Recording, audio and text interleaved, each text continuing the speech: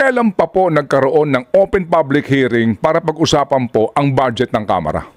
Sa committee, wala po sa committee. Oo. Ay bakit wala sa committee, ma'am? Bakit wala sa committee? Considering, ma'am, Madam Chair, na lahat ng departamento, lahat ng bureau, pinasisipot ninyo bakit pa pinag-uusapan na ang budget mismo ng Kamara, ba't walang committee hearing na para na mapapanood namin? Question, public office is public trust. So meaning, dito wala kayong sinisino, di ba? Tama, Yes. no? Okay. Pangalawa, sa kabuuan kanyo ng budget, the whole budget, you scrutinize it. So yun po ang aking pong panggagalingan dito. So sabi ho ninyo kanina, Madam Chair, na hindi nyo po napanood o nabasa yung transcript nung part 3 po nito pong interview kay VP Sara. Yung po bang part 2 nabasa ninyo, napakinggan ninyo? I'll be honest, hindi ako masyadong naghunood. Okay, sige po. Kasi nga siguro baka naiinis kayo. Tama yun Pag ayaw mo, huwag mong panoorin, di ba? Pero ako po lamang dito, sabi ko nga po kahapon, ilalayo ko ang politika na issue dito. Ang akin is, ano ba sinasabi nung tao? Yung pong transcript nito, ito po nilalaman nung kanyang pahayag. Opo. Tungkol po ito sa budget ng DepEd sa classroom construction. Sabi niya rito, ito po kasi meron siyang prueba dito May papel siya rito, NEP vis-a-vis GAA. Alam niyo ho yun? Okay, pati yung sinasabi din po na listahan na isinabmit ng mga kongresista. Ito, babasahin ko Halimbawa, taong 2024, kung makikita nyo, ang approved na budget ng Office of the President para sa classroom construction ay 19 billion. Noong lumabas na ang House version ng Appropriations Bill ay naging 24 billion. So, approved 19 billion, paglabas sa House, naging 24 billion. At doon sa 24 billion na iyon, kung hanapin mo sa papel, kinuha nila ang 5 billion ng repairs ng classrooms at inilagay nila doon sa 19 billion para maging 24 billion siya. So, ang naiwan sa repairs sa kawawang mga classroom ay 1 billion. Kaya makikita nyo sa papel, nandyan yan, naging 24 billion. At hindi lang yan. Dahil noong 2023 ay hindi ako pumayag na hindi masunod yung DepEd na rules sa papaano mag-classroom construction based on need. Ang ginawa ngayong 2024, inattach nila ang listahan na kung saan gagawin ang mga classroom construction worth 17 billion.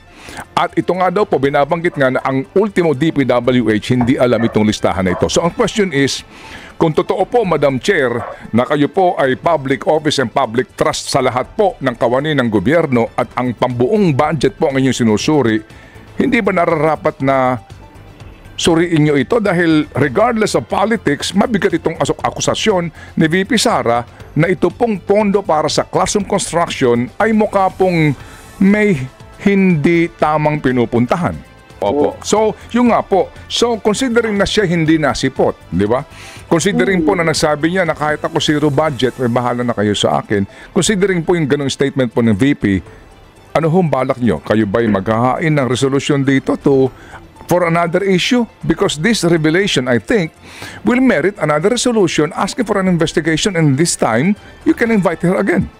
Tsaka yung paggasta doon sa pera, di ba? Yung pong underspending. Kaya nga po dapat siyang humarap. Pero kasi po ako, nung binasa ko ito at napanood ko ito, ako ho naman, sa akin lang bilang mamamayan, sinasabi ko, ito'y panibagong katwiran din para imbitahin siya ulit to enlighten us dito po sa kanyang binabanggit.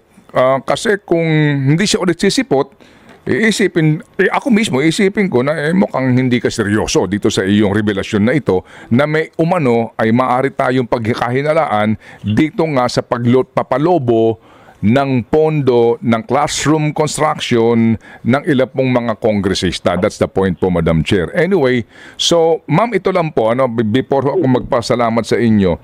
Sabi nga po ninyo, public office is a public trust, no? And then pag pinag-uusapan natin ang budget, kinakailangan talaga suriin natin yan lahat. Hindi hubat sa nagdaang pong mga budget deliberation din. Gawin ko itong halimbawa, para po sa budget ng House of Representatives. 2023 budget, no? Sa NEP, 16 billion lamang. Paglabas po ng GAA, 28 billion na. 11.6 billion ang naidagdag. 2023 ha. 2024 sa NEP, 16.5 billion lang. Paglabas ng GIA, 28 billion na. 12.1 billion, 73% ang in-increase. Tanong namin dito, kailan pa po nagkaroon ng open public hearing para pag-usapan po ang budget ng Kamara? Ba't walang committee hearing na para na mapapanood namin?